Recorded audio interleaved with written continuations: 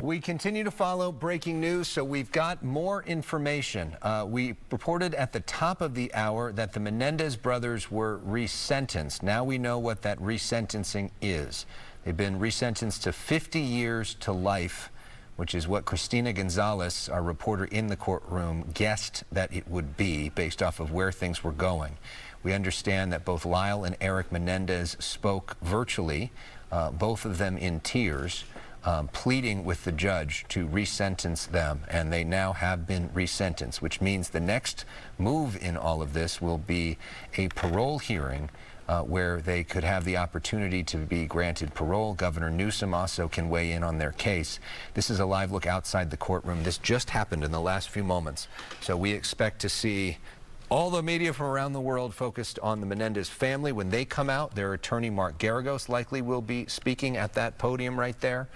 We also likely will hear from the district attorney of Los Angeles County, Nathan Hochman, who was against this potential outcome today.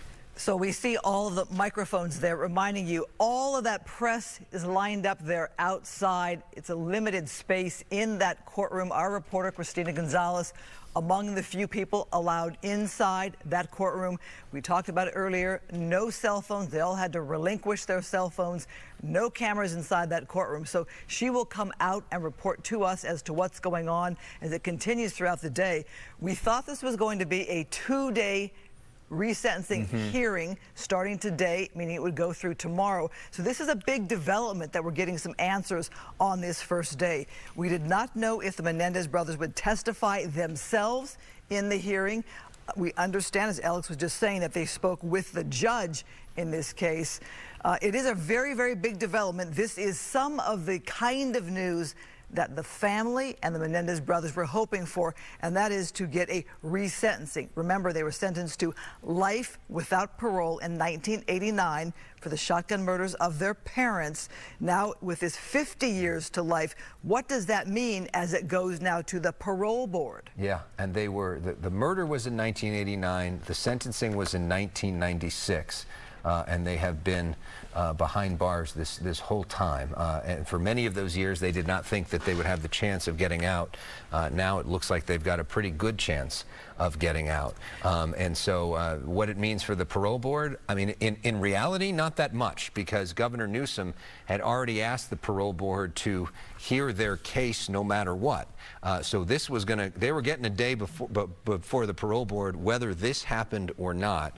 What this does, though, is it increases the momentum as it heads towards that parole board as well. Harvey Levin from TMZ, who's been with us several times, has sort of argued for months now that this hearing was kind of irrelevant because the governor had already said, parole board, check this thing out. Ultimately, it's likely going to be up to Governor Newsom to decide one way or another in terms of their fate. But this would make it easier, I think, politically for Governor Newsom to have some of that political cover to ultimately make the decision to release the Menendez brothers. It seems like that's where we're headed in the next few months, but we will see. It's interesting to see that the people, this has all just happened, so they haven't made their way out. We expect that the family is going to be pretty emotional and pretty triumphant as they get together and try to figure out what happens next here. Right. So with this recommendation to the parole board, it is one step as the case is being considered. You had psychologists weigh in, people from the prison weigh in, friends and family. In fact, you heard from Christina Gonzalez about the ex-inmate who had been in prison with Lyle and Erik Menendez, gives them great credit for his own freedom. Reporter Christina Gonzalez has an update for us now. Remember, she has been inside that hearing all day. Christina. You got it right, Christina. You called it exactly. You know, and it's interesting, when I went back, it was really the brothers, one at a time. First Lyle, then Erik, were giving very impassioned pleas. They were begging for forgiveness from the judge. They were admitting that what they had done was horrific, apologizing to their families, which we are waiting for them to walk out at any moment, and we'll go to that when they do. But, I mean, the family was sobbing as they were listening to them, admitting, Erik at one point admitting how lost he was, how his life, he thought it was over, but in his words, he said it was an act of service that changed him. He said he started getting involved with some of the older prisoners and their hospice program, which has now developed, and that he began, quote unquote, living with a purpose.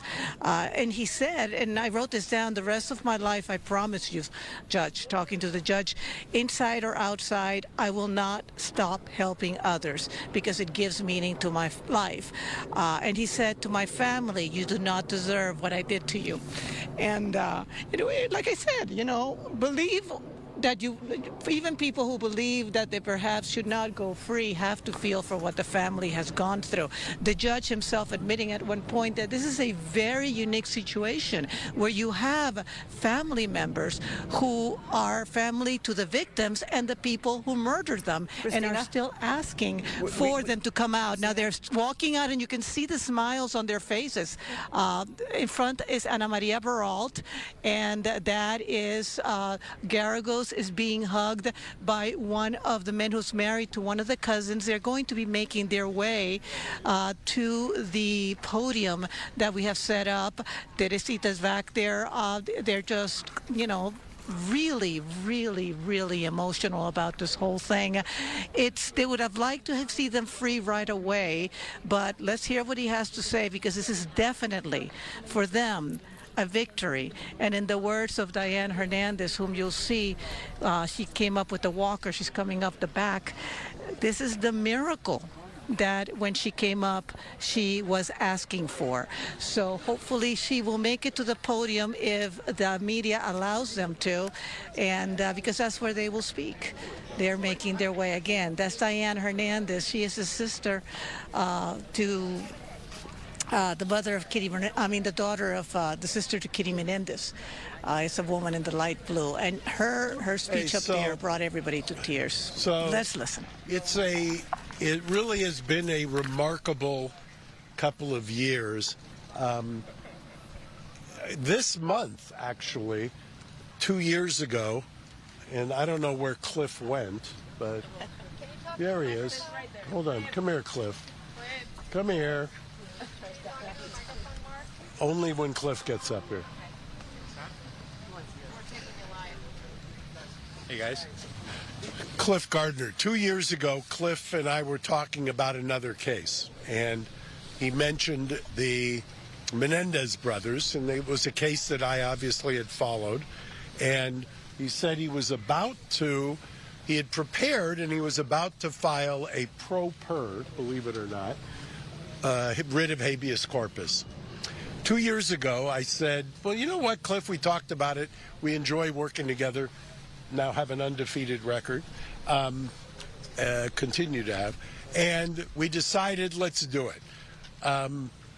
I don't think he, who does nothing but post-conviction work, or me, who I hate doing post-conviction work, ever thought 2 years later we'd be standing here after 35 years with this wonderful family who I've grown to love like my own family.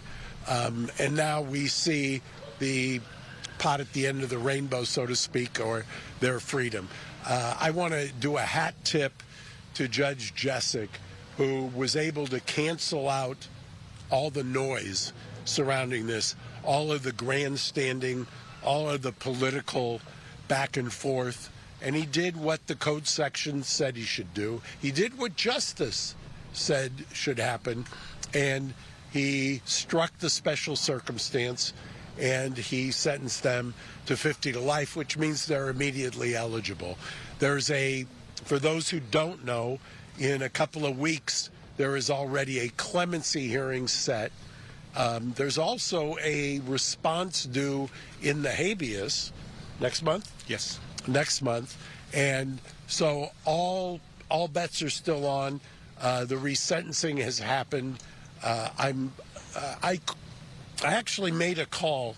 First call I made was to Leslie Abramson. I couldn't get a hold of Leslie. It went straight to voicemail. I have long admired Leslie. I think about her often in this courthouse, actually, because one of the last trials she did was in this courthouse. She did say something a number of years ago that no amount of TikTok TikTokers was going to ever change anything. And so I was calling to tease her. And so, Leslie, I will tell you, it's a whole different world we live in now. And one of the things that I think is important is to recognize that, like the legislature has done, we have evolved. This is not the 90s anymore. We have a more robust understanding of a lot of things. And I hat tip to the family, and I'll let them, after we answer a couple of questions, speak about what this means to them. I just know that on a day like today, that redemption is possible. And to those, you saw X-rated talk today, you saw kind of the ridiculous nature of the cross-examination. You can turn anything on its head.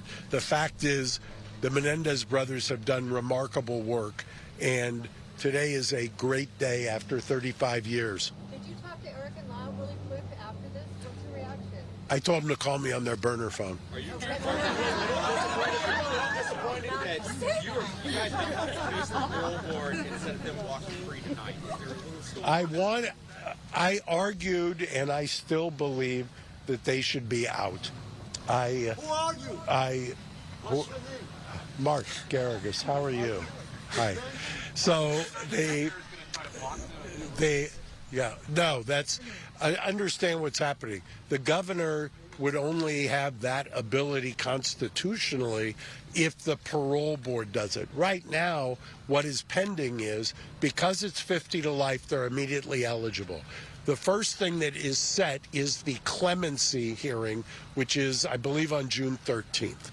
So the clemency board, and this is something new, will make a recommendation to the governor, and then the governor will take action either before or after. So, yes, Jim. People thought when you around Thanksgiving, you said, I want them to be home by then, and people said it's never going to happen. You said they will be resentenced. This is a huge victory for you and for the family, clearly. What do you think a realistic timeline is now to finally see freedom for the brothers? I've said ever since my failed prediction of Thanksgiving dinner that 2025 would be their year. I mean, they got caught, ironically. They'd been caught in politics 30 years ago in a DA's race. They got caught in politics now in 2024. And I'm hopeful now that Judge Jessic did what he was supposed to do. And I'm hopeful that now that the right thing will be done and they'll walk out. You know, they've got a family, and I think the takeaway for me today was that the family, their trauma has become kind of the subject of prurient interest. But they are a real family, real people who have lived through unimaginable horrors. And I'm hopeful and glad that we're one huge step closer to bringing the boys home. Thanks. Yes. Are you concerned at all that this would get held up on an appeal if it stays on the trial appeal? No, I'm not concerned with that. I think at this point, the record is such that the code section calls for this. This was from my mind, this was the minimum that they should get. It also, somebody mentioned this to me in the courtroom just now. This is a decision that I think will reverberate in the criminal justice system. One of the things that we have argued all along, and what the judge said today, the judge commented today, this is one of the most remarkable, and he used that term, remarkable transformations.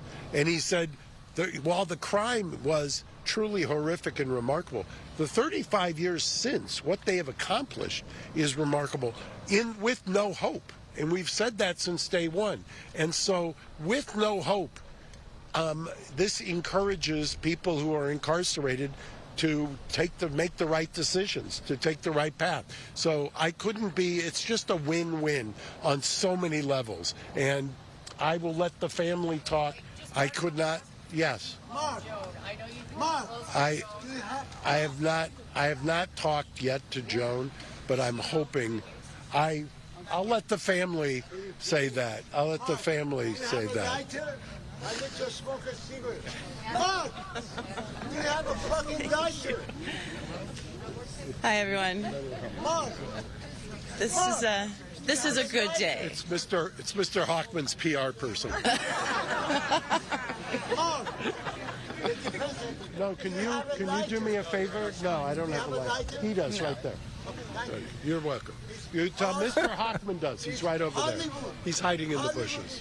We have a lot of thank yous today from the family. Mark Garagos, Cliff Gardner. Thank you so much. You have brought hope to this family that we didn't see coming. You know, we would be remiss if I didn't thank Alexandra Kazarian, my partner who's here behind me, if I didn't thank Milena Blake and Mike Romano. There's Milena back there. I apologize for Milena. It's got to be tough to sit at a council table and have me there kind of bulldoze my way through. So I say that I thank X-Rated for having to subject himself to that brutality. But most of all for the family. I just couldn't be happier for you guys. It really is tremendous.